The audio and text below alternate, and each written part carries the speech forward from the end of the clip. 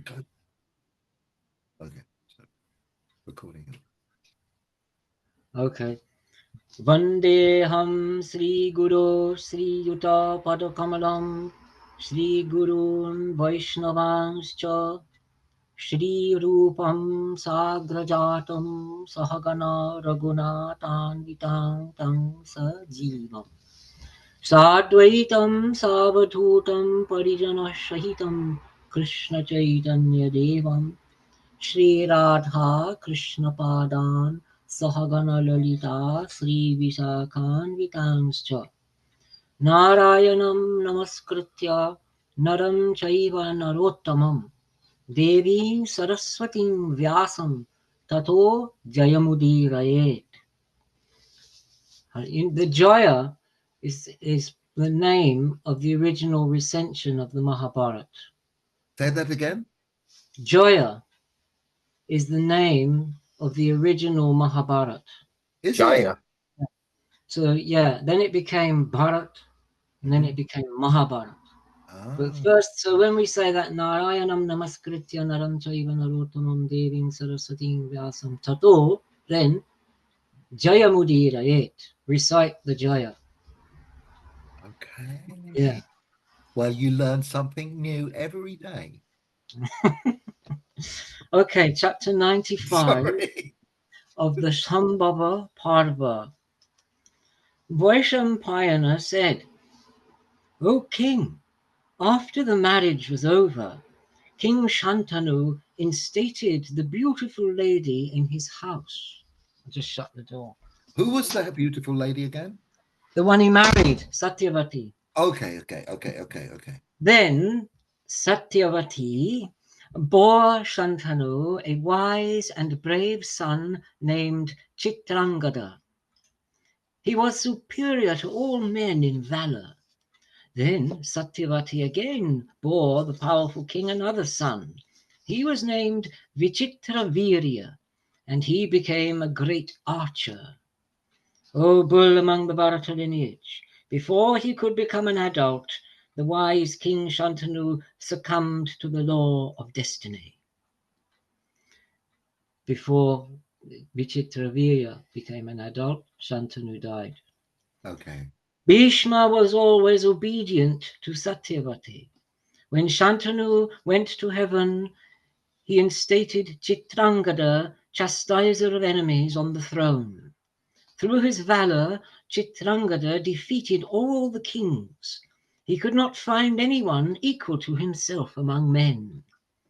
When he had defeated all gods, men, and asuras, the powerful king of the Gandharvas, who bore the same name as him, Chitrangada, right, came to him. On the fields of Kurukshetra, a great battle took place between these two powerful warriors, the king of the Gandharvas and the king of the Kurus. On the banks of the river Hiranyavati, the battle went on for 3 years. Wow. In that great duel, characterized by a shower of weapons, the Gandharva used superior powers of delusion to kill the supreme among the Kurus. Having killed Chitrangada, the best of the Kurus, and one who wielded wonderful bows and arrows, the Gandharva went to heaven. O king, when that tiger among men, the one with a lot of energy, was killed, Shantanu's son Bhishma performed the funeral rites. Then the mighty armed one instated Vichitravirya as the king of the Kuru kingdom, though he was still a child and hadn't attained youth. Vichitravirya always listened to Bhishma's words, and as king ruled the kingdom of his father and grandfather. In accordance with Dharma, the king paid homage to Shantanu's son Bhishma, who was skilled in Dharma and the sacred texts. In return, Bhishma also protected him. Chapter 96. Vaishampayana said, O unblemished one, with Chitrangada killed when his brother was still a child, Bhishma ruled over the kingdom. He was always obedient to Satyavati. When he saw that his brother had become an adult, Bhishma, that supreme among intelligent ones, thought about marrying Vichitravirya off. O king, Bhishma heard that the 3 daughters of the king of Kashi, all equal to Apsaras, would be married through a Swayamvara. With his mother's permission, the best of charioteers wore his armor, and with a single chariot set out for the city of Varanasi. There Shantanu's son Bhishma saw the 3 ladies and the prosperous kings who had come from all directions. O king, when the names of all the thousands of kings were being recounted, the Lord Bhishma himself arrived there. O king, raising the ladies onto his chariot, Bhishma, supreme among warriors, addressed the kings in a voice that was like thunder.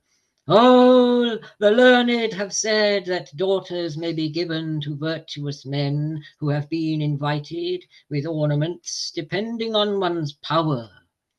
Others can give after accepting riches, others after accepting a couple of cows. Some give their daughters after accepting a price, others take them away by force.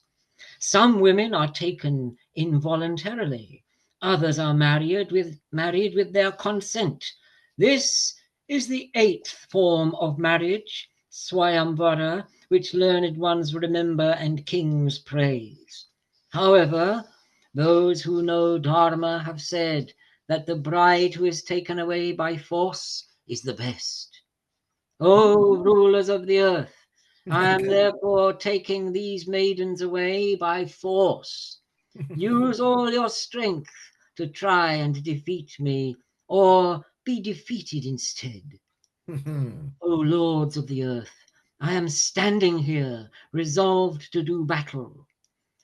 Challenging the kings and the king of Kashi in this way, the valorous Kaurava raised the maidens onto his chariot and, inviting them to fight, swiftly drove off with the maidens. All the kings arose in great anger, slapping their arms and grinding their teeth. They quickly cast off their ornaments and donned their armor, creating a great uproar.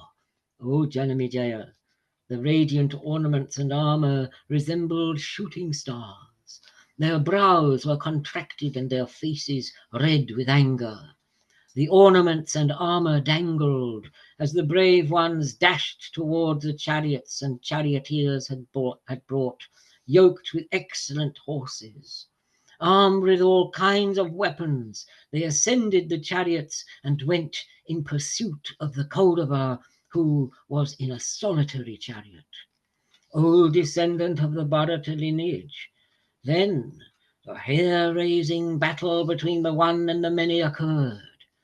The kings hurled 10,000 arrows at him at the same time. I don't know why they don't just write the number. It would be much easier. However, before they could reach, Bhishma sliced all of them off. Then all the kings surrounded him from all directions and rained arrows down on him, like a mountain being showered with clouds of rain. But he stopped all the showers of arrows with his own and pierced each of the kings with 3 arrows. Such was the charioteer's skill in defending himself in battle, as compared to that of other men, that his enemies applauded him. Having defeated all of them in battle, the one who was supreme among those who were skilled in arms, the descendant of the Bharata lineage, left with the maidens for the land of the Bharatas. Then, in the battle, the Mahabharata king Shalva, whose spirit was indomitable, struck Shantanu's son Bhishma from the back.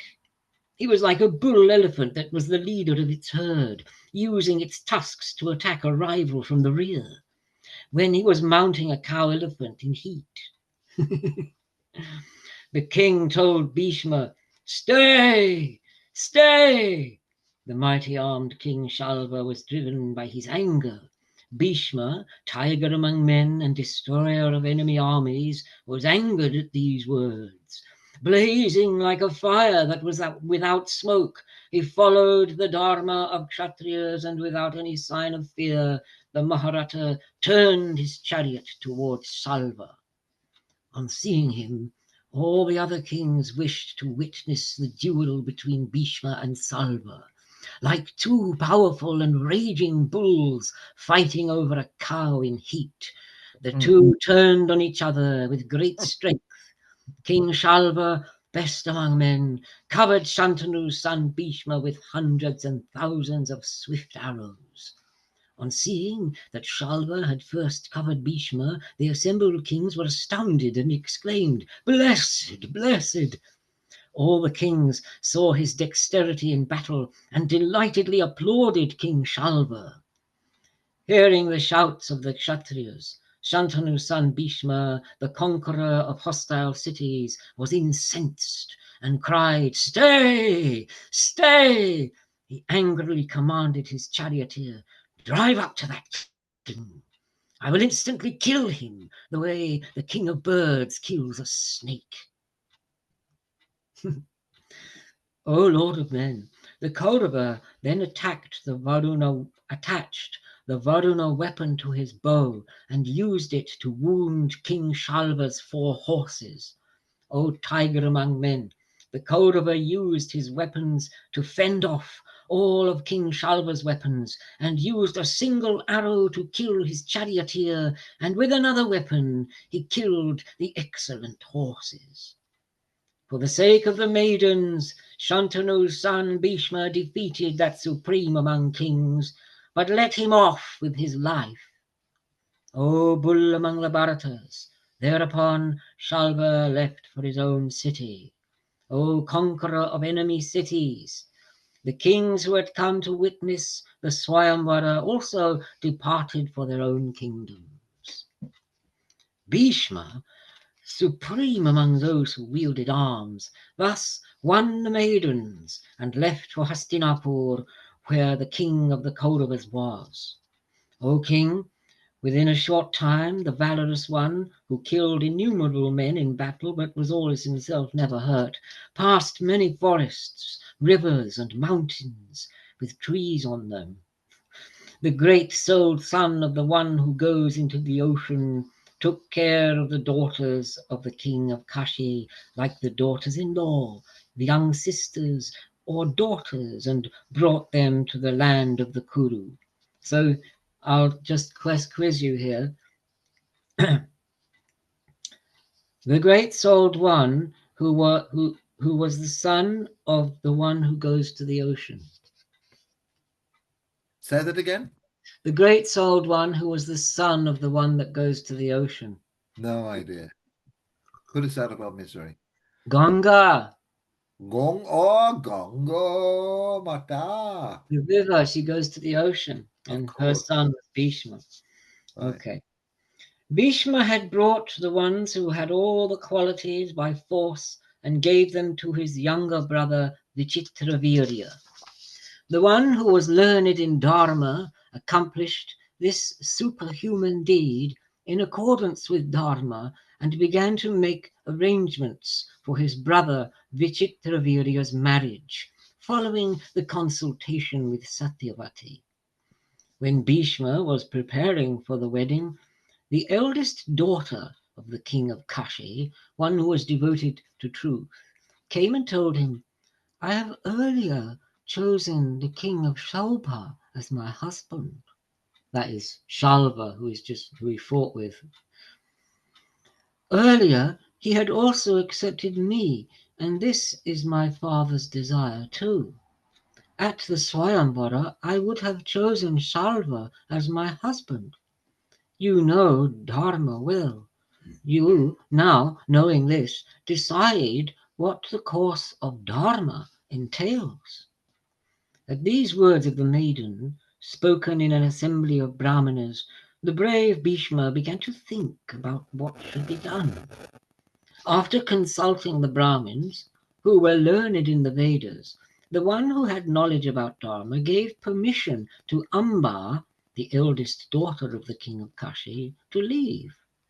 In accordance with the prescribed rites, he then gave the two others, Ambika and Ambalika, in marriage to his younger brother Vichitravirya.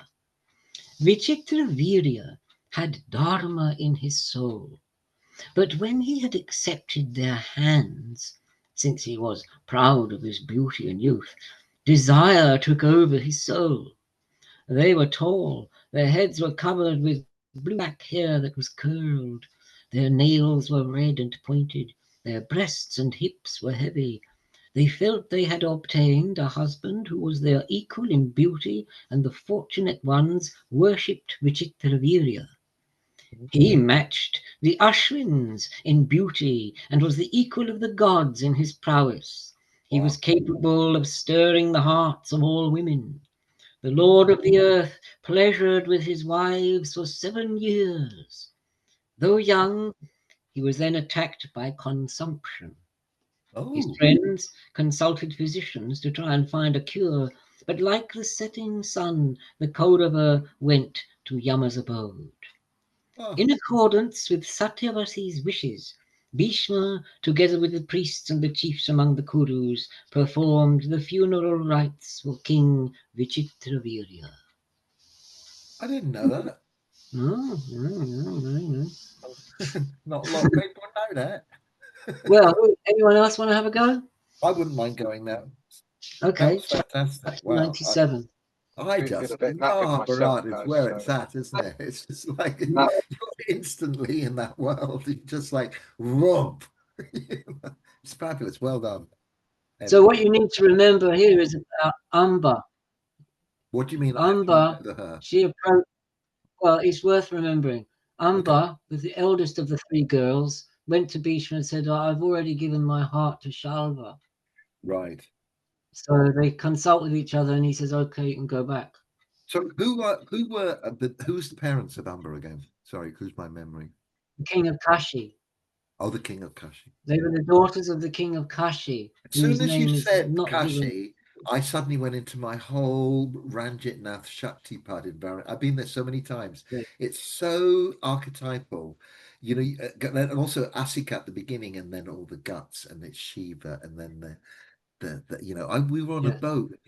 Just Kashi, Kashi, Kashi, India, India. Well, they were the daughters of the king of Kashi, and the eldest one, Amba, was allowed to go back because she wanted to marry Shalva. Now, if you remember Shalva, he was the one who last fought with Bhishma and was defeated and went back defeated back to the city.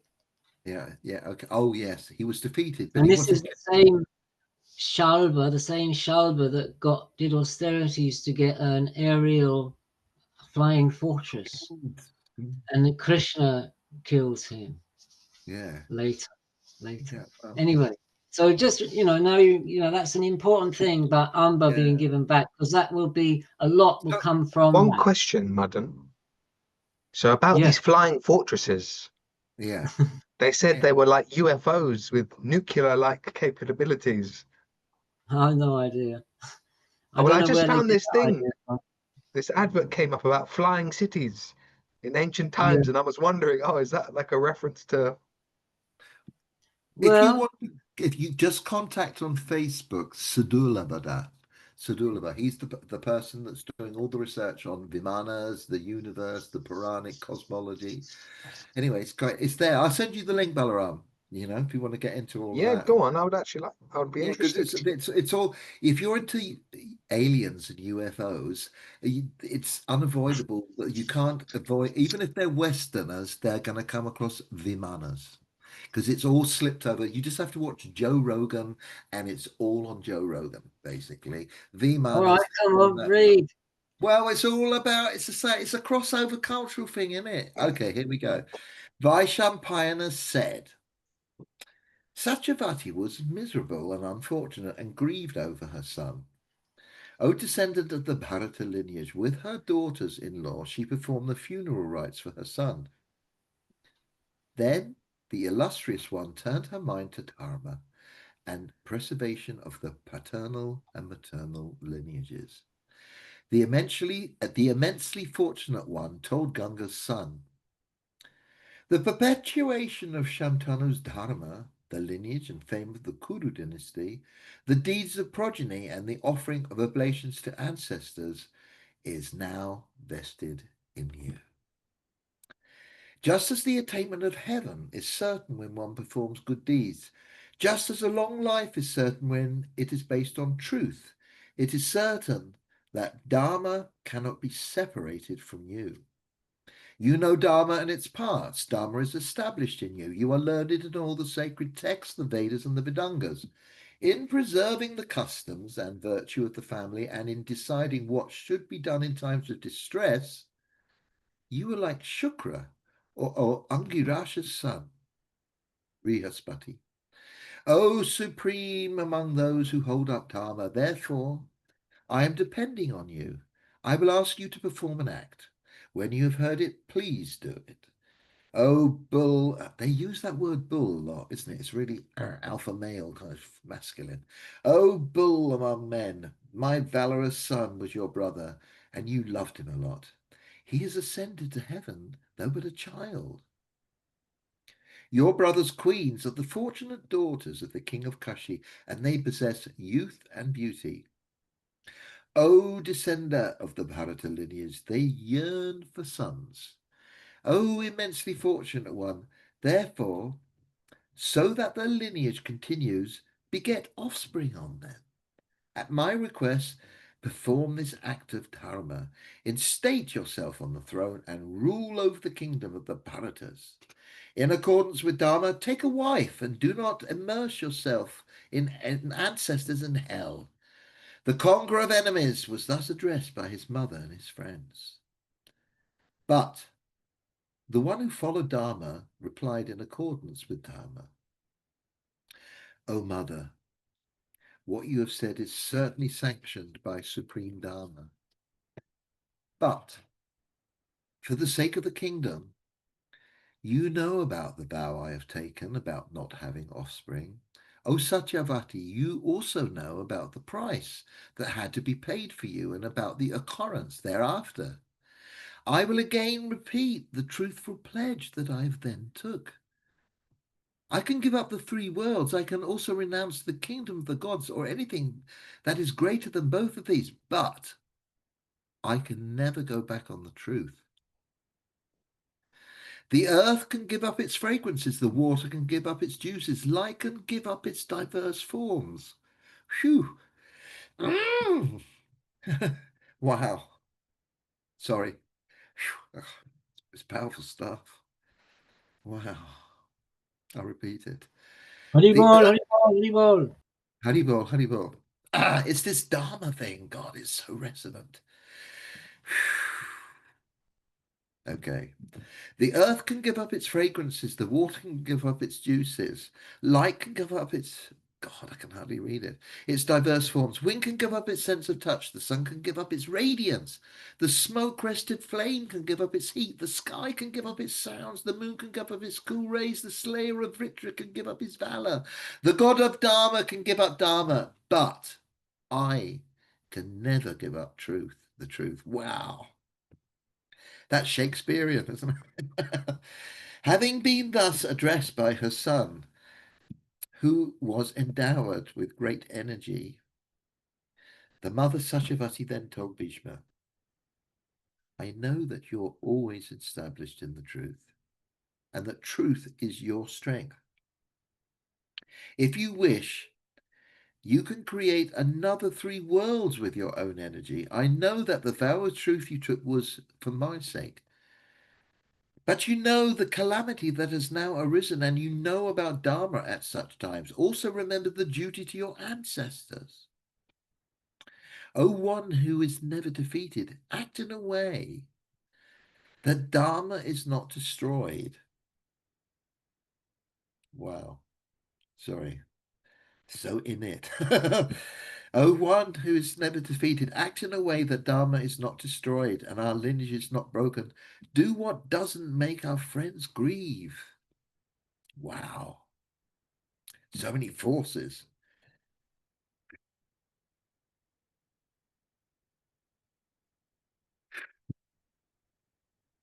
Having been thus repeatedly addressed by his miserable mother from Dharma, Bhishma again said, "O Queen, look at Dharma, otherwise you will bring us all of us to ruin. The norms of Dharma never praise the deviation from the truth by Kshatriyas. O Queen, in order to prevent Shantanu's lineage from becoming extinct, I will tell you the eternal Dharma of Kshatriyas."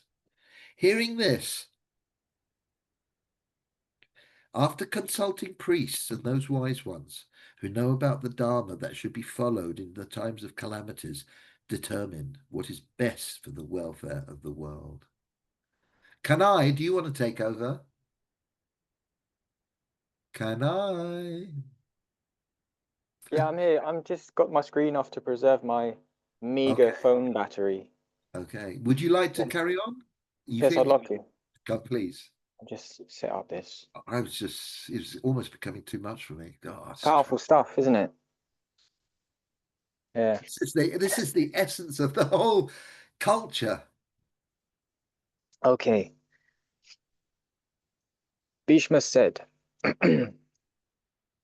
Jamadagni's son Ram, which is Parashuram, was angry when his father was killed, and in his anger, the immensely illustrious one killed the king of the Hayyayas. He sliced off Arjuna's 1,000 arms. This is there. There must be a different Arjuna, yeah? Then he again took up his bow to conquer the world. Using his wonderful weapons, the great-souled descendant of Bhargava used his arrows to exterminate Kshatriyas from the world 21 times. Then Kshatriya women everywhere had offspring through Brahmanas who were self-controlled. Wow. The Vedas clearly say that a son so born belongs to the one who accepted the hand. That is, the person who married the mother, not the one who begot the son. Okay. With Dharma in their minds, they united with the Brahmanas. The world has thus seen the resurgence of the Kshatriyas. In earlier times, there was a famous and wise rishi named Uttatya. His wife was named Mamata, and he loved her dearly. Uttatya's younger brother was the immensely energetic Brihaspati, the priest of the gods. He desired Mamata and sought to unite with her.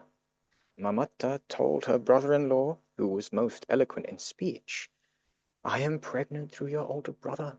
Therefore, desist, O illustrious Brihaspati. Uttatya's son is in my womb and has studied the Vedas and the Vedangas there. Your semen is infallible, and, therefore, this is not possible. Do not desire me today." Aha. At these words, the immensely energetic Brihaspati could not suppress his desire, though he had achieved self-control. The desiring one united with her, though she did not desire him in return. When he spilt his semen, the embryo inside the womb said, "Oh, father, there is no room inside for two of us." This is outrageous. Just go with it, Sorry. man. Yeah, Just no. go with it. I was here first, and you have unnecessarily wasted your semen.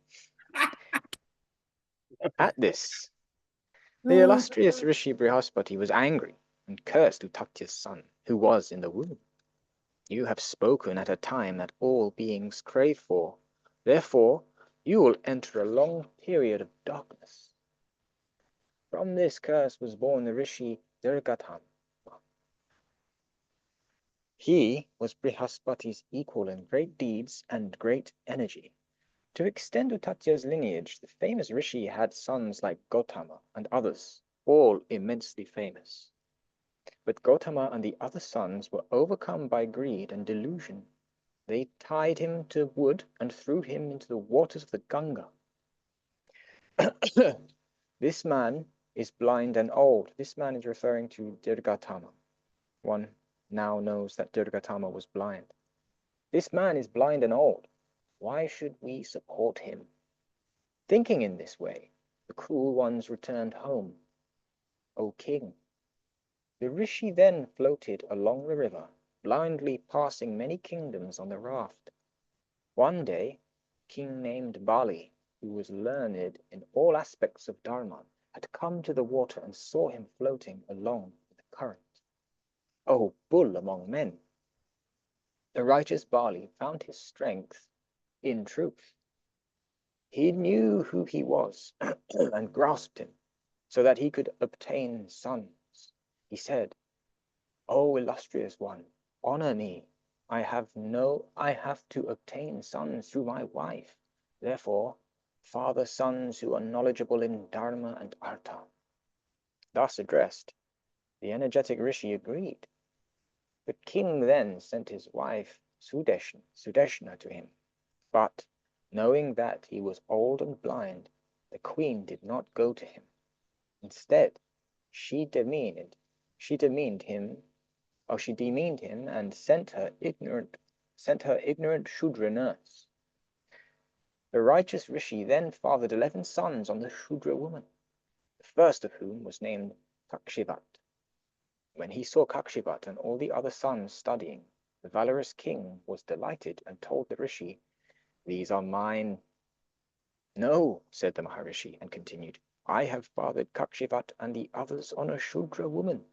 Your queen Sudeshna discovered that I was blind, old. In her folly, she insulted me and sent her Shudra nurse to me." Bali then pacified that supreme of rishis and again sent his wife Sudeshna to him. Durgatama felt the queen's limbs and told her, "You will have a powerful son who will be devoted to truth." Thus the Rajarshi Anga was born from Sudeshna. In this way, many Kshatriyas who were great archers were born from Brahmanas. They were supremely learned in Dharma, valorous, and had great strength. O mother, having heard this, you should do as you desire. Chapter 99. Bhishma said, O mother, listen to me as I again tell you how the Bharat dynasty can be certainly extended through sons. Let a Brahmana with all the qualities be invited. Let him father sons on Vitravirya's field. That means his wives. Vaishampayana said. Satyavati then spoke to Bhishma in a smiling and bashful voice. O mighty armed descendant of the Bharata lineage, you have spoken the truth. Because I have confidence in you, I will now say what needs to be done to continue the lineage. Learned as you are about what Dharma permits in times of distress, you will not be able to reject it. You are the Dharma of our dynasty. You are truth, and you are its supreme recourse. Therefore, hear what I have to say, and then act accordingly. My father was a righteous man, and for the sake of Dharma, he maintained a boat. In the prime of my youth, I once plied that boat. The supreme Rishi Parashara, greatest among those who know Dharma, came to the boat because he wanted the river Yamuna. When I was taking him across the river, the best of sages felt desire for me. He approached me and pacified me in gentle words. O descendant of the Bharat lineage, I was scared of his curse, and I was also frightened of my father. I could not refuse him. Therefore, I obtained a boon from him, one that is difficult to get. O descendant of the Bharata lineage, I was a young girl, and he overcame me with his energy in the boat, but he enveloped the world with a dense fog. Earlier, a foul smell of fish used to come from my body, but the sage removed that, gave me this divine fragrance. Then the sage told me that once I had delivered my son on an island in the river, I would once again become a virgin. Thus was born the great Rishi famous as Dvaipayana, Parashara's son. He is a great yogi and was born to me while I was still a virgin. That illustrious Rishi has used the power of his austerities to divide the Vedas into 4 parts. He is known in all the worlds as Vyasa. Because he is dark, He is also known as Krishna. He is always devoted to the truth, has destroyed his sins, and is an ascetic who is free from all passion. Asked by me, and also asked by you, that immeasurably radiant one will surely agree to father excellent sons on your brother's field. He has told me to think of him whenever a task has to be accomplished. O mighty armed Bhishma, if you so desire, I will think of him now. O Bhishma, if you are willing, I am sure the great ascetic will father sons in Vitravirya's field. When the Maharishi's name was mentioned, Bhishma joined his hands and said, He who knows the three objectives of Dharma, Artha, and Kama, and takes a decision after weighing how Artha leads to more, how Artha leads to more Artha, Dharma leads to more Dharma, and Kama leads to more Kama. Singly and jointly, he is truly wise. What you have said is in line with Dharma and is also for the welfare of our lineage. It is the best course. I approve. O descendant of the Kuru lineage, when Bhishma approved, Kali thought of the sage Krishna Dvaipayana. This Kali references Satyavati's name. She was so called. What page are we on now? Sorry. 278 at the start of the next paragraph, like 2/3 of the way down. Okay, cool. Okay. So he called her Kali just now just because she's dark. Yeah. But that's Satyavati. The wise one was then busy interpreting the Vedas. This is Krishna Dvaipayana, I imagine, and he's being thought of by her. Yeah. When he learnt that his mother was thinking about him, he appeared at once. O descendant of the Kuru lineage, she welcomed her son in accordance with proper rites. Then she embraced him with her arms, bathed him with her tears, since the daughter of the fisherman tribe had seen her son after a long time. On seeing her weep, Maharishi Vyasa, who was her eldest son, washed her face with water and paid homage. He said, I have come to accomplish the task you desire. You know the ways of Dharma.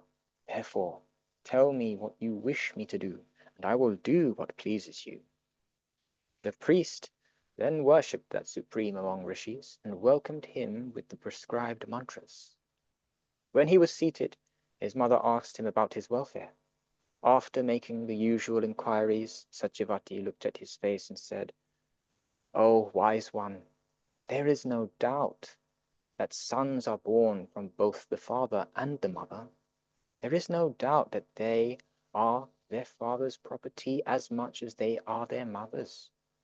According to destiny, you are my oldest son, O Brahmarishi. In that way, Vichitravirya is my youngest. Therefore, just as Bhishma is Vichitravirya's brother on the father's side, you are his brother on the mother's side. This is my view, and I do not know what yours is. Truth provides valor to Shantanu's son, and he is devoted to the truth. For the sake of that, he is mentally unwilling to beget offspring or rule over the kingdom. O unblemished one, out of respect for your brother, for the sake of preserving Shantanu's lineage, to keep Bhishma's request and mine, out of compassion for all beings and to protect everyone, without any cruelty in your heart, do what I am asking you to do. Your younger brother has left 2 wives who are as beautiful as goddesses. They are in the full bloom of youth and beauty and desire to have sons in accordance with Dharma. O son, therefore, beget sons who are worthy of carrying forward our lineage on them. You alone are worthy. Vyasa replied, O Satyavati, you know Dharma in this world and the next. For Maya, and in furthering the cause of Dharma,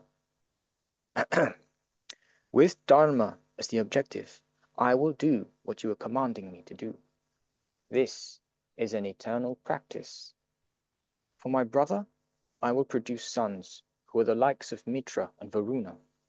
Let the queens observe the vow I indicate for 1 year. They will then be purified. No woman can unite with me without having observed a rigid vow. Wow. Yeah. Satyavati said, take steps so that the queens can conceive immediately. The gods do not shower rain in a country that is without a king. Oh Lord, how can a country that has no king be protected? Therefore, let the conception take place and Bhishma will protect the wombs. Vyasa replied, if I have to produce a son for my brother quickly and before the appointed time, they must observe the supreme vow that they will have to tolerate my ugliness. If Kaushalya can bear my smell, my form, my attire, and my body, she will conceive an excellent son today. Having uttered these words, and pending the time of union, the hermit disappeared. The queen then went and met her daughters-in-law in private, and told them what was in accordance with Dharma and Artha, and for the sake of welfare. O Kaushalya, listen to what I have to say. And this is the queen speaking. This is in accordance with Dharma. On account of my misfortune, the Bharata lineage is about to become extinct. On seeing my misery at the extinction of his paternal lineage, the wise Bhishma has advised me about what should be done to preserve the dynasty and protect Dharma. Oh, daughter, but whether it can be done depends on you. Accomplish it and revive the lost lineage of the Bharatas. Oh, one with the beautiful hips, bear a son who is equal in radiance to the king of gods. He will bear the heavy burden of our lineage and this ancestral kingdom. She somehow managed to obtain the concurrence of that virtuous one to the proposal, since this was in accordance with Dharma. Then she feasted brahmanas, devarishis, and guests. Can I go to 101? If you like, Yeah. it's wonderful. Yeah, please carry on. Chapter 100. Yeah. Vaishampayana said, at the time of her season, when her daughter-in-law had purified herself through a bath, Satyavati led her to the bed and softly told her, O Kaushalya, your brother-in-law will come to you in the middle of the night and enter you. Wait for him and do not fall asleep. Having heard her mother-in-law's words, the beautiful one lay on the bed in her bedroom and began to think that it would be Bhishma or one of the other chiefs of the Kuru lineage. The rishi who was devoted to the truth had first been appointed for Ambika. He entered her bed while the light from the lamps was still burning. On seeing Krishna's dark visage, matted hair that was the color of copper, fiery eyes, and tawny brown beard, the queen closed her eyes. But in order to do what his mother desired, he united her. However, Can I just interrupt, just so you yes, know that Kausalya is another yes, name, Ambika. mm, Okay, so when she's saying Kausalya, she means Ambika, this okay, girl. yes, it's good to know that because you could. There's other Kaushalyas, isn't there? There's the one in the Ramayana or something, Yeah, right? yeah. So this is some. It's amazing how I've always heard the synopsis of this story alluded to, but the detail of it is like so realistic. It's like, whoa, it's amazing. Oh, carry on, please. Right. So, on seeing Krishna's dark visage, matted hair that was the color of copper, fiery eyes, and tawny brown beard, the queen closed her eyes. But in order to do what his mother desired, he united with her. However, because of fear, the daughter of the king of Kashi was unable to open her eyes. When he emerged, the mother asked the son, will she give birth to a son with all the qualities? Hearing his mother's words, the supremely intelligent and self-controlled Vyasa replied, following what was destined, the son will have the strength of 10,000 elephants He will be learned and supreme among Rajarishis. He will be immensely fortunate, immensely brave, and immensely wise. He will have 100 powerful sons. But because of lack of quality on the part of his mother, he will be blind. Hearing these words, the mother told the son, O one blessed with the power of austerities, how can a blind one be worthy to be king of the Kuru dynasty? How can he protect the lineage of your relatives and extend the lineage of his ancestors? Therefore, grant a second son to the Kuru lineage. Having promised this, the powerful ascetic departed. In due course, Kaushalya gave birth to a son who was blind. Once again, the queen spoke to the other daughter-in-law, as before. The unblemished Satya, which is Satyavati, summoned the rishi. In accordance with what he had promised, the Maharishi went to Ambalika in the same way. O descendant of the Bharata lineage, on seeing him, she was distressed and turned pale. O king, on seeing her frightened and pale of complexion, Satyavati's son Vyasa told her, since you turned pale on seeing my ugliness, you will have a son who will be pale in complexion. O one with the beautiful face, his name will also be Pandu. And the word Pandu means pale or white. Mm-hmm. Having uttered these words, the illustrious one and supreme Rishi emerged. On seeing him emerge, Satya spoke to her son, and he again told her that the son would be pale. On hearing this, the mother asked for another son, and the Maharishi agreed to his mother's request. When the time came, the queen gave birth to a son who was pale in complexion, but he was handsome and radiant, and bore all the auspicious marks. Later, this son gave birth to the 5 Pandavas, who were great archers. When the eldest daughter-in-law was again in season, she again asked her to go. But the one who was as beautiful as a goddess remembered the form and odor of the Maharishi, and out of fear did not do what the queen asked her to do. With her ornaments, the daughter of the king of Kashi bedecked a maidservant, making her look like a beautiful Apsara, and sent her to Krishna. When the rishi arrived, she arose and paid him her respects. Having respectfully served him, she united with him with his permission. His desire satisfied, the rishi was greatly pleased with her. Having spent all night with her and found pleasure, the Maharishi arose to leave and told her, O fortunate one, you will no longer be a servant. The child in your womb will be devoted to Dharma, and in all the worlds he will be supreme among those who are intelligent. This son of Krishna Dvaipayana was known by the name of Vidura, the extremely wise brother of Dhritarashtra and Pandu. As a consequence of the curse imposed by the great-souled Mandavya, Dharma himself was born as Vidura, and he was learned in all principles and free from anger and desire. Freed from the debt he had contracted because of Dharma when he met his mother, he again told her that the woman had conceived. Hang on. So, what's happened there? That last couple of sentences, sorry. I just want to Madam, get it. yeah, make Yeah. it bring clarity Because to we brought Dharma in from the curse, and then he met his. Oh, that's Vidura. That's the Yeah. antecedent Vidura. So Vidura is actually an incarnation of Dharma, Yama. Yes. And the reason for that was that he had been cursed by the sage Mandavya. Mm. That's just giving you the antecedents of Vidura. Okay. Cool. So when he met his mother, he again told her that the woman had conceived. He then vanished.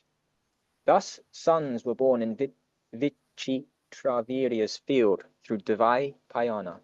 They were as radiant as children of the gods and extended the Kuru lineage. So that field, when they say field, they mean the womb Yes. that belonged to Vichitravirya. So that means his wife. Yes. So Vyas sowed his seed in somebody else's field. Yes. Yes. It was a The footnote a couple of pages child ago. is considered to be owned by whoever's field it is. Mm. Anyway, so maybe Roger might want to have a go. So let's Yeah, I see. think it's Roger's. It's a Can thank I you. have Wow. just a little bit more? Yeah. For sure. It's All Oh, right. well, he's Okay. here now. Let Roger have Yeah, a go go. on. He's had a good long go. Don't be greedy. Ah, I'm being greedy. I am, Yeah. but that's all right. But you have to I'll follow take it codes easy. of conduct and follow the orders of your father because we're in the Yeah. Mahabharata. You Yeah. have to deference must be there, dear boy. And being an uncle, I have to remind you of that. The rules of decorum in the Mahabharata Sangha follow the rules of the Mahabharata itself. Cool. Sorry. Okay. Chapter 101. Janamejaya asked, "What did Dharma do to warrant a curse? Who was the Brahmarshi because of whose curse he was born in the womb of a Shudra woman?" Vaishampayana said, "There was a Brahmana who was known by the name of Mandavya. He had perseverance and was learned in Dharma. He was devoted to the truth and established in austerities. This great ascetic used to seat himself at the foot of a tree near the entrance of his hermitage. While observing a vow of silence, the great yogi raised his hands up high and meditated. He passed a long time in these austerities. One day, some robbers came to his hermitage with stolen property. O bull among the Bharata lineage, they were pursued by many guards. O supreme of the Kuru lineage, the robbers hid their stolen property there. Before the guards came, they also hid themselves in fear. No sooner had they done this than the army of guards chasing the robbers arrived and saw the rishi. O king, they asked the one blessed with the power of austerities, but he did not move from his posture. O supreme among Brahmanas, in what direction did the robbers go? O Brahmana, tell us so that we can quickly pursue them. O king, having been thus addressed by the guards, the one blessed with the power of austerities did not utter a single word in reply, good or bad. At that, the king's officer began to search the hermitage and found the robbers and the stolen property hidden there. The guards then began to suspect the hermit himself. Together with the robbers, they seized him and brought him before the king. Along with the robbers, the king sentenced him to death. In their ignorance, the guards impaled the great ascetic on a stake. Having impaled the sage on the stake, the guards then returned to the king with the stolen property they had recovered. The righteous Brahmana and Rishi remained on the stake for a long time. But though he had no food, the Rishi did not die. O scorcher of enemies, the great souled one continued to perform austerities on the tip of the stake and summoned the supreme sages there. They were extremely aggrieved on finding him there, and in the night returned in the form of vultures from every direction. Having shown themselves in their own forms, they then asked that supreme of Brahmanas, O Brahmana, we wish to know about the sin you have committed.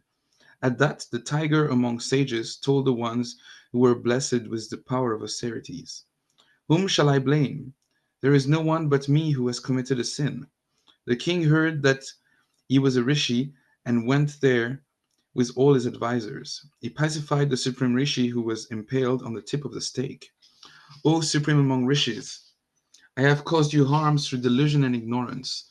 I seek your blessings. Please do not be angry with me. On hearing the king's words, the sage was pacified. Having thus pacified him, the king then had him lowered from the stake. When he had lowered him, he tried to draw out the tip of the stake, but was unsuccessful. So he cut it off at the end. In that stage, with the stake still inside him, the sage continued to practice austerities and attained worlds that were difficult to obtain. Therefore, he was known as Animandavya. The word ani means point, usually, or needle. He was known as Animandavya in the world. One day, the Brahmana, who was well versed in Dharma and knew the supreme truths, went to the abode of Dharma. On seeing the illustrious Dharma seated, he asked him, "In my ignorance, what sin have I committed? Why have I suffered from such punishment? Tell me the truth immediately, and then witness the power of my austerities." The Dharma replied, "O one blessed with the power of austerities, you had once pierced an insect in its tail with a blade of grass, and you received the fruit of your action." Animandavya said, "You have imposed a grave punishment because of a small fault, O Dharma. Because of this, you will be born as a man in the womb of a Shudra woman. Today, I will lay down a law in this world for the fruits of one's deeds. No sin will be committed by anyone who is below the age of 14. That's a cool one. It will be sin only when committed above that age. Because he was cursed by that great-souled ascetic for that sin, Dharma was born as Vidura in the womb of a Shudra woman. He was free from avarice and anger. He was skilled in the knowledge of Dharma and Artha. He was devoted to the welfare of the Kurus, was far-sighted and equable. Veshampayana said, after the birth of these three sons, Kuru Jangala, Kurukshetra, and the Kurus grew in prosperity. The land produced abundant crops, and the harvests were plenty. The clouds showered down rain at the right time. The trees yielded many flowers and fruit. The beasts of burden were happy, and so were the animals and the birds. The garlands were fragrant, and the fruit was juicy. The cities were full of traders and artisans. The people were brave, learned, honest, and happy. There were no robbers, and no one did anything that was against Dharma. It was as if in all the parts of the country, Krita Yuga had arrived. Krita Yuga. Krita Yuga or Satya Yuga. The people were devoted to rites of dharma, charity, and performance of sacrifices. With love and affection for each other, the subjects grew in prosperity. They were devoid of pride, anger, and avarice. They helped each other in becoming prosperous, and dharma reigned supreme. The great city was like the ocean. It was full of hundreds of palaces with gates, arches, and turrets that looked like masses of clouds. It looked like Indra's great capital.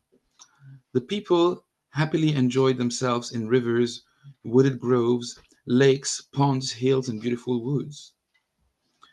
Rivaling the northern Kurus, the southern Kurus walked with Siddhas, Rishis, and Charanas. No one was wretched. There was no woman who was a widow. The Kurus increased the loveliness of the country manifold.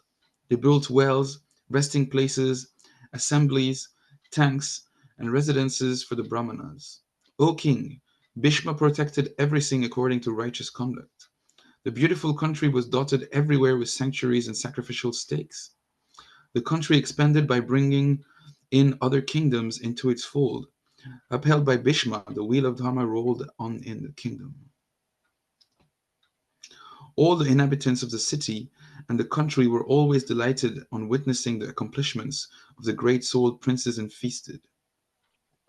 O king, in the houses of the chiefs of the Kurus and in those of the citizens, the expressions "let us give" and "let us eat" were constantly heard. Right from their birth, Bhishma reared Drishtarashtra, Pandu,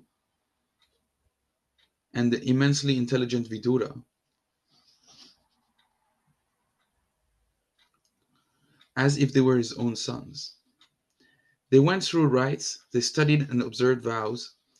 When they attained youth, they became skilled in labor, exercise, archery, horsemanship, fighting with clubs, shield and swords, the science of elephants, and the sacred text of ethics. O Lord, they studied history, the Puranas, and many other branches of learning. They knew all the details of the Vedas, the Vedangas, and their theory. The valorous Pandu excelled other men in archery, over all other men in archery. O Lord of the earth, Drishtarashtra was stronger than anyone else. O king, in the three worlds there was no one who was Vidura's equal in his eternal devotion to Dharma. For him, Dharma was the supreme goal. On seeing that Shantanu's lineage had again been revived, the saying became common in the world and in all the kingdoms. Among mothers of heroes, the daughters of the kings of Kashi, among all countries, Kuru Jangala, among those who know everything about Dharma, Bhishma, and among all cities, Gajasharya or Hastinapur. However, because he was blind, Drishtarashtra did not obtain the kingdom, nor by law could Vidura. Therefore, Pandu became the lord of the earth. Bhishma said, "Our famous dynasty has all the qualities and virtue. Over all the other kings, it has now become the supreme overlord on earth. Earlier, this dynasty was protected by many great-souled kings who knew Dharma. Never has our dynasty come close to destruction. Satyavati, the great-souled Krishna, and I have ensured that the likes of you are established, so that the threads of our lineage continue. O son, it is my duty and especially yours to take measures so that this dynasty expands like the ocean. I have heard of the princess of the Yadavas, a lineage that is equal to ours. There is also Subala's daughter and the daughter of the king of Madra. They are all from good lineages, beautiful and protected by their kin. Those bulls among the Kshatriyas are suitable for an alliance with us. O Vidura, O foremost among those who are wise, I think we should choose them for offspring and the continuation of our lineage. What do you think? Vidura replied, You are our father, you are our mother, you are our supreme preceptor. Therefore, you should decide and do what is good for our lineage. Veshampayana said, He, Bhishma, heard from the Brahmanas that Subala's daughter, the fortunate Gandhari, had obtained a boon by pleasing Hara, the god who robbed Bhaga of his eyes. This is a reference to an incident when the gods refused to give Shiva, Hara, a share in the sacrificial offerings. Shiva ripped out the god Bhaga's eyes. She would have 100 sons. O descendant of the Bharata lineage, when he heard this, Bhishma, grandfather of the Kurus, sent a message to the king of Gandhar. Because of the blindness, Subala hesitated, but taking into account the famous lineage and the conduct and intelligence of the Kurus, he agreed to give his daughter Gandhari, who was devoted to Dharma, to Drishtarashtra. O descendant of the Bharata lineage, O king, when Gandhari heard that blind and that both her father and mother had agreed to give her to him, the beautiful one who possessed many qualities picked up a piece of cloth. As devotion to her husband, she tied up her eyes with this, deciding resolutely that she would never experience more than what her husband could. Thereupon Shakuni, the son of the king of Gandhara, brought his sister to the Kauravas with a lot of riches. The brave one gave his sister, accompanied by her possessions, and after being honored by Bhishma, returned to his own city. O descendant of the Bharata lineage, Gandhari of the beautiful hips satisfied all the Kurus with her acts, behavior, attentiveness, and conduct. She was devoted to her husband. She did not even mention other men in her speech. Should I go on? Yeah. Veshampayana said, The chief of the Yadus was named Shura, and he was Vasudev's father. His daughter was named Prita, and her beauty was matchless on earth. Earlier, that valorous one had promised his firstborn child to his father's sister's son, because this valorous one had no children. The firstborn happened to be a daughter. To do a favor and an act of friendship to his friend, he gave her to the great-souled Kunti Boja. In her father's house, the adopted father, She was appointed to honor the gods and guests. One day, she happened to tend to the Brahmana who was rigid in his vows and who was known as Durvasha. He was fearsome and was learned in the secret mysteries of Dharma. Attending to his needs in every way, she pleased the self-controlled one. Through his foresight, he knew that she would face the Dharma that is indicated for times of distress and need magic. She gave her a mantra. The sage gave her a mantra and said, "Whichever gods you summon through the use of this mantra will grant you sons through their grace." Having been told this by the Brahmana, she was curious.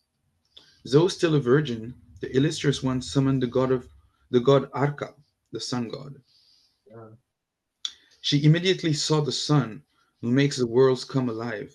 On seeing that wonderful sight, the one with the unblemished form was astounded. Tapana, who spreads light, placed an embryo in her womb. Through him, she gave birth to a warrior who was supreme among those who knew the use of all weapons. He was born with natural armor, blessed with good fortune, and handsome like a son of the gods. His natural armor and earrings lit up his face. This son was known in all the worlds as Karna. After giving her the supreme radiant one and the best among those who give, Tapana restored her virginity and returned to heaven. So as to hide her misconduct and frightened of her relatives, Kunti hurled the son, who bore all the auspicious marks, into the water. Radha's illustrious husband, who was the son of a Sutta, saved the child, and he and his wife brought him up as their son. They gave the child a name. Since he was born with riches, he was given the name of Vasushena. Vasu means riches, and the riches he was born with were the natural armor and earrings. He grew up to be powerful, skilled in the use of all weapons. The valorous one worshipped the sun until his back was burnt. During that time of worship and meditation, there was nothing that the brave, truthful, and great-souled one would not give to Brahmanas. Indra, who looks after the welfare of all creatures, came in the form of a Brahmana begging for alms and asked for the radiant natural armor and earrings. Without a thought, and with blood streaming, Karna cut off the natural armor and the earrings and offered them with joined hands. The amazed Shakra gave him a Shakti, a spear, a divine spear, and said, "Whoever you wish to kill among the gods, the Asuras, humans, Gandharvas, Uragas, and Rakshasas, with this weapon will certainly be killed." Earlier, he was known by the name of Vasushena, but after this deed, he became known by the name of Vikartana Karna. Vikartana is the sun, so Vikartana means the sun's son. Karna means the ear. Should I go on? Well, I'll have a go. Madanji will have a go. We're taking sort of, I think Vikartana is because he cut off his armor and his natural earrings. But that is all summary. We'll get more details of that as later. Will we find out what that means? The natural armor. What he's born with armor on. And yeah, I think it was enchanted armor, wasn't it? And earrings or something. So he was protected, wasn't it? That's right. Okay. But he gave those up because it's not clear here because these events are being quickly summarized. But he, because he was always generous to Brahmins, Indra went to him in the form of a Brahmin and begged for his armor and his earrings because he knew that that would save him from Indra's own son to be, and Arjuna. But in exchange for that, he gave him his Shakti Sela, his Shakti spear that would kill anyone that he goes for with it. So that all becomes more important later on. What chapter are we on? I've lost where we are. 105. 290. Okay. Vaishampayana said, Kunti Bhoja's daughter. So this Kunti, she was born, she's Vasudeva's brother, Krishna's father's sister. Vasudeva. Krishna's father's sister. Yeah, so, and she was given away by the Sura, the father of Vasudeva, to Kunti Bhoj and brought up there. So originally she's a Yadava princess, but she was sent as a child to be adopted by Kunti Bhoj. Okay? This is worth remembering. Who's Kunti Bhoja again? A friend of the King Sura who couldn't have offspring. Right? So Kunti Bhoja's daughter, which is Kunti, his adopted daughter, was beautiful and possessed all the qualities. She was always devoted to Dharma and great vows. Her father arranged for a Swayamvara. She found the handsome Pandu among thousands of powerful kings who had teeth like lions, shoulders like elephants, and eyes like bulls. Blessed with unlimited good fortune, Kuru's descendant and Kunti Bhoja's daughter were married like Magavan and Polomi, Indra and Sachi. Thereafter, with Devavrata Bhishma, he went to the capital city of the Madraka kingdom. Madri, the daughter of the king of Madra, lived there. She was famous in the three worlds and among all the kings for her beauty, which was unmatched on earth. For Pandu's sake, he brought her with a great deal of riches. Bhishma got the great-souled Pandu married off. O tiger among men, the people of the world were astonished to see the intelligent Pandu, with a chest like a lion, shoulders like an elephant, and eyes like the bull. Pandu had strength, courage, and enterprise. After marrying, he decided to conquer the earth and vanquish many enemies. Pandu, lion among men, went to the east and defeated the Dasarnas in battle, thereby spreading the fame of the Kauravas. Then, with his army, which had many flags flying and many elephants, horses, chariots, and infantry, he attacked Darva, the king of the Magadha kingdom, who was proud of his valor and had made enemies out of all the kings.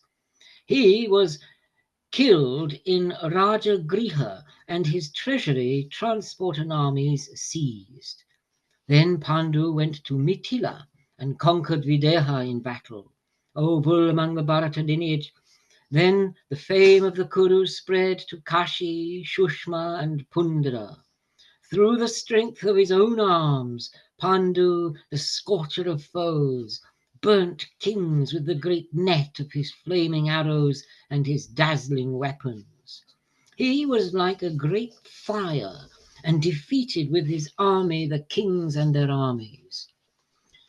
After conquering them, Pandu engaged them in work of the Kurus. Having been thus vanquished by him, all the kings of the earth recognized him to be the only warrior on earth, like Purandara among the gods. All the lords of the earth came and worshipped him with joined hands. They brought him gems and riches of various kinds, precious stones, pearls, coral, and a lot of gold and silver, the best cows, the best horses, the best chariots, elephants, donkeys, camels, buffaloes, and some goats and sheep. The king of Nagapur. Who's got their speaker on? Your mic is on. The king of the Nagapur accepted them all. That was good. Jobility and rasa is allowed. Then, to the delight of his own kingdom and city, Pandu returned to Gajasarya with his vehicles. The fame of Shantanu, lion among kings, and of the intelligent Bharata had been destroyed. But Those cries and deeds have now been revived by Pandu. Those who had earlier robbed the land of the Kurus and the riches of the Kurus have now been forced to pay tribute by Pandu, the lion of Nagapur.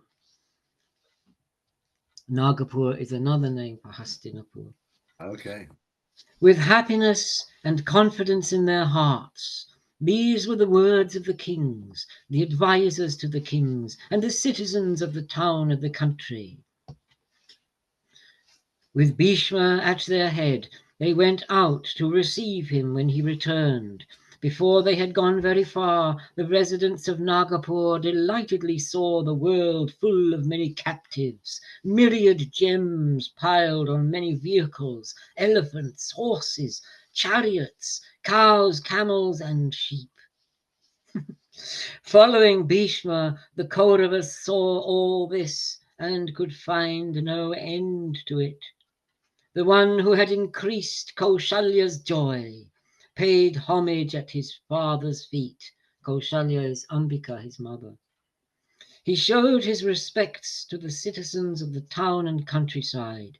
Bhishma shed tears of joy now that he was returned with his son, who had successfully returned after subjugating other kingdoms. There was the great roar of hundreds of trumpets and drums.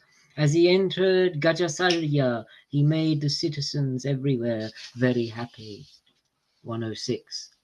Vaishampayana said, on Dhritarashtra's command, Pandu offered the riches he had won to Bhishma, Satyavati, and their mothers.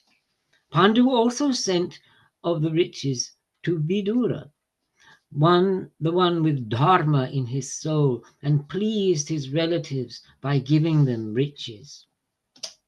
O descendant of the Bharata lineage, then Satyavati, Bhishma, and the illustrious Kaushalya were given sparkling gems Pandu had won.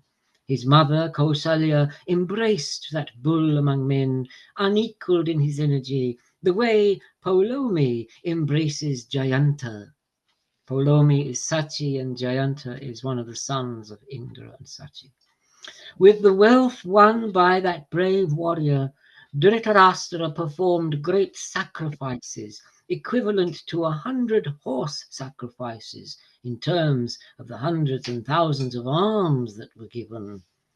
O bull among the Bharata lineage, after some time, having won control over his senses, Pandu retired to the forest with Kunti and Madri. He left his excellent palace and its beautiful beds. He permanently lived in the forest, always hunting. He roamed on the southern slopes of the beautiful Himalaya mountains and lived on mountain plains and in forests with gigantic shala trees. With Kunti and Madri, Pandu lived in the forest like Purandara's handsome elephant, Airavata, between two cow elephants. As the descendant of the Bharata lineage roamed around with his wives, with swords, arrows, and bows, and clad in wonderful armor, the king, who was brave and skilled in the use of all weapons, seemed like a god to the forest dwellers. On Dhritarashtra's command, these men always gave him every object of desire and pleasure in the forest. The river's son, Bhishma, heard that King Devaka had a daughter born from a Sudra woman, and that she was young and beautiful. O bull among men, he asked for her hand, brought her, and married her off to the immensely wise Vidura. Through her, Vidura had many sons. They were humble, of good conduct, and were equal to him in all the qualities. 107. Sorry, who was Vidura's wife? A Sudra daughter of the king Devaka, born of Okay. a Sudra woman. His wife. Okay, so his mother was a Sudra and his wife was a Sudra. Yes, Okay, cool. but the Sudra girl was the daughter also of the king Devaka. Oh, Okay. Okay, Sudra daughter. How was she a Sudra and the daughter of a king? How's that? Because her mother was a Sudra. Ah, okay. I thought it was like father like daughter. Or was it like mother like daughter? Okay. Well, Vidura, his own mother is a serving maid, Yeah. although his father is Vyas. Yeah. So anyway, 107, I'll go on a bit more. Vaishampayana said, O Janamejaya, thereupon 100 sons were born to Dhritarashtra through Gandhari. Then beyond these 100, he had one more through a Vaishya. He's called, what's he called? Does I anyone don't know? know. Yuyutsu. Okay. Pandu had 5 Mahabharata sons through Kunti and Madri. They were born from the gods so that the lineage could continue. Janamejaya asked, Oh, best of the Brahmins, how did Gandhari give birth to 100 sons? And how long did it take? Yeah. How long did they live? Yeah. How did Dhritarashtra have a son through a Vaishya, despite possessing a wife who was equal to him and who was devoted to Dharma and loved him? How were the 5 Mahabharata sons born from the gods after the great souled Pandu was cursed? Mm. Oh, one blessed with the power of austerities, tell me all this as it happened and in detail, because I can never be satisfied on hearing the accounts of my relatives. Vaishampayana said, One day Dvaipayana arrived, hungry and tired. Gandhari satisfied him, and Vyas gave her a boon that she would have 100 sons who would be the equals of her husband. After some time, she conceived through Dhritarashtra. Gandhari bore the embryo for 2 years without giving birth and was overcome with grief. Then she heard that a son had been born to Kunti, as radiant as the morning sun. She felt the hardness of her stomach and began to worry, losing her patience. Unknown to Dhritarashtra, Gandhari violently struck her belly and aborted herself, fainting with the pain. A hard mass of flesh, like an iron ball, came out. This was what she had borne in her womb for 2 years and prepared to throw it away. But learning of this, Dvaipayana quickly came to her. That supreme among those who meditate saw that mass of flesh and asked Subala's daughter, What have you done? She truthfully expressed her thoughts to the supreme rishi. When I heard that Kunti had given birth to her first son, as radiant as the sun, I struck my belly in grief. Earlier you granted me the boon that I would have 100 sons, but instead of those 100 sons, this mass of flesh has been born to me. Vyasa replied, O Subala's daughter, it will be as I have said and not otherwise. I have never uttered a falsehood in jest. Why should I do it when I am in earnest? Quickly bring the 100 pots and fill them up with ghee. Let cool water be sprinkled on this mass of flesh. Being sprinkled with water, that mass of flesh divided itself into 100 parts. Each part of the embryo was only the size of a thumb. O ruler of the earth, O king, as time passed, that mass of flesh gradually became 101 separate parts. These Okay. parts of the embryo were then placed into the pots, and these were concealed in a secret spot and carefully guarded. The illustrious one then again told Subala's daughter about how much time should pass before the pots were broken open. After saying this and making the necessary arrangements, the illustrious and wise Lord Vyasa went away to the mountainous Himalayas to perform his austerities. In due course, King Duryodhana was first born, but King Yudhisthira was the eldest, because he had been born first. As soon as his son was born, Dhritarashtra summoned Brahmins, Bhishma and Vidura, and said, Prince Yudhisthira is the eldest prince for the extension of our lineage. He will obtain the kingdom through his own qualities, and I have nothing to say on this. But will this one become the king after him? Tell me truthfully what must certainly happen. O descendant of the Bharata lineage, when he stopped speaking, carrion eaters, terrible carnivores, and howling jackals began to scream from all directions. O king, on witnessing the terrible and ominous signs, all the Brahmins and the immensely intelligent Vidura said, It is clear that this son of yours will bring about the destruction of this lineage. Oh no. There is peace in abandoning him and great disaster in nurturing him. O Lord of the earth, let 99 sons remain with you, and with the one you can bring about the welfare of the world and the lineage. It is said that abandon one for the sake of a lineage, abandon a lineage for the sake of a village, abandon a village for the sake of a country, abandon the earth for the sake of the soul. Thus spoke Vidura and all the supreme Brahmins. But because of affection towards his son, the king did not do this. O king, within a month, 100 sons were born to Dhritarashtra and a daughter over and above the 100. When Gandhari was afflicted with her expanding belly, the mighty armed Dhritarashtra used to have a Vaishya maid in attendance. O king, within a year a son was born to Dhritarashtra. O king, he was immensely famous and wise, and he was named Yuyutsu, of mixed lineage.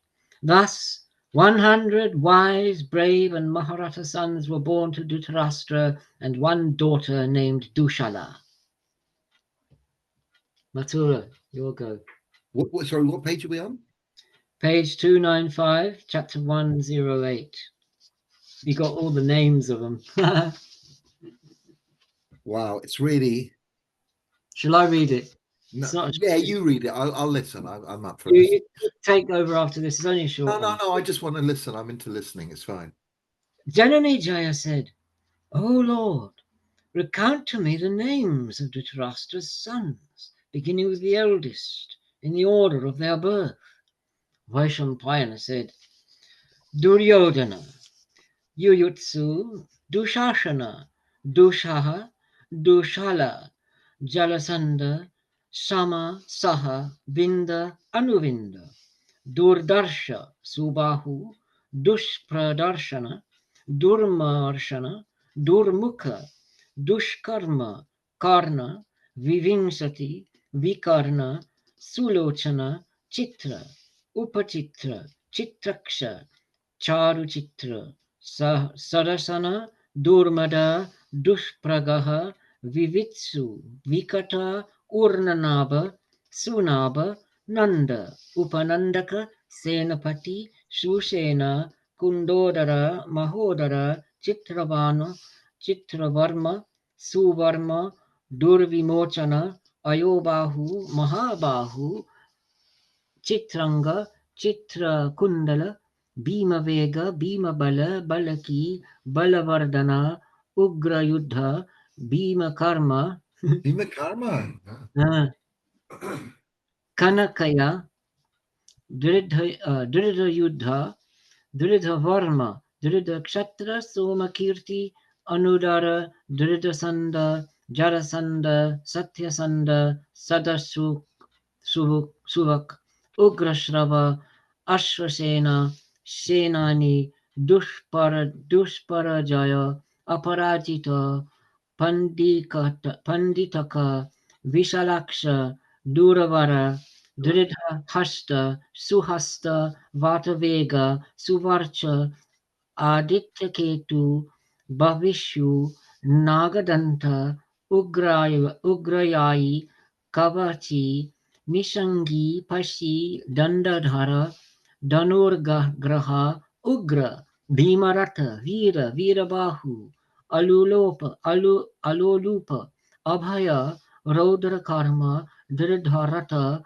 Anadrishya, Kundabhedi, Vivadvi, Dirgalochana, Dirgabahu, Mahabahu. We've already had a Mahabahu.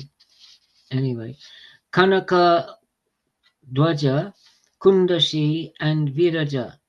O king, over and above the 100, Dushala was the daughter. I have recounted the names of the 100 in accordance with the order of their birth. O king, know that they were all brave and unrivaled charioteers. They were all skilled in battle. Who's yawning? It Oh, was sorry, Mr. I didn't Oh, know who that was was it? on. They were Can't all fool us, skilled mate. in battle, all knowledgeable in the Vedas and wise in the ways of ruling. They were skilled in the science of relationships and were radiant in knowledge. O Lord of the earth, when the time was right, Dhritarashtra considered the matter carefully and married them to wives who were their equals. O descendant of the Bharata lineage, with the permission of Subala's daughter, Gandhari, the king married Dushala to Jayadratha, the king of Sindhu. Shall I stop now? What time is it now? It's 10 to 9. Yes, so it's your turn. Or if you don't want to, let Kana have another go. Yeah, go on. Yeah, I'm into listening. Do you want to go, can I? Yeah, I don't mind. Yeah, carry I'd on. like to. It's a bit dark actually now. Hang on. Just 1 second. Chapter 109, 296. Hang on a sec. Sorry, it's a bit dark. Okay, what page? I just accidentally closed the book. 296, chapter 109. I have been reading along. Have no doubt. 296. Yes. Okay. Janamejaya. Janamejaya said, O you who are knowledgeable about the nature of the Brahman, you have recounted to me the excellent and superhuman story of the human origins of the sons of Dhritarashtra. O Brahmana, in accordance with birth, you have also told me their names. Now I wish to hear about the Pandavas. They were great-souled and the equal of the king of the gods in valor. You have earlier told me that they were the partial incarnations of the gods themselves. O Vaishampayana, I now wish to hear about their origins and their superhuman deeds. Please tell me all. Vaishampayana said, one day, in the great forest frequented by deer and predatory beasts, King Pandu saw a stag that was the leader of its herd mating with a doe.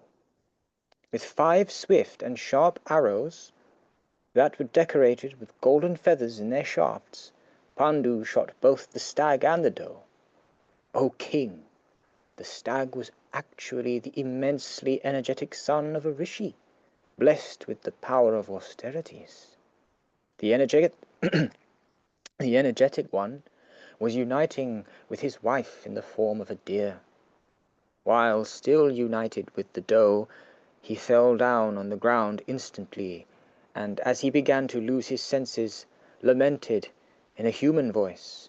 The deer said, even evil men who are enslaved by lust and anger are therefore deprived of reason and are always sinful.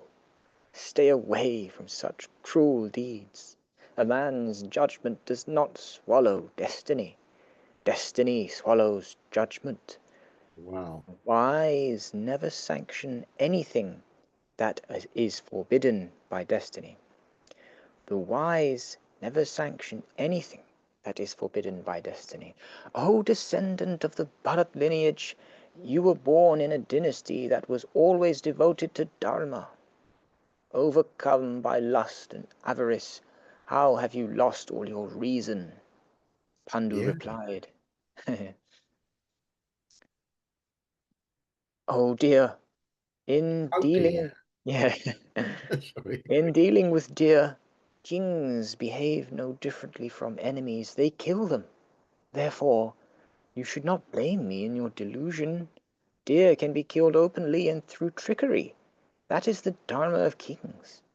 Since you know that, why are you blaming me? When seated at a sacrifice, the rishi Agastya went on a hunt. He offered each deer in that great forest to all the gods. This is the sanction of Dharma. Then why are you reproving me? According to Agastya's actions, the likes of you are offerings at sacrifices. Ooh. Hmm. The Yeah. deer said, Earlier, they never unleashed arrows without considering preparedness, meaning that the enemy was unprepared. Aha. There is a time for this, and killing at such times is praised. Pandu replied, It is known that killing occurs, whether prepared or unprepared, through different means, strength and sharp arrows. Oh, dear, why are you blaming me?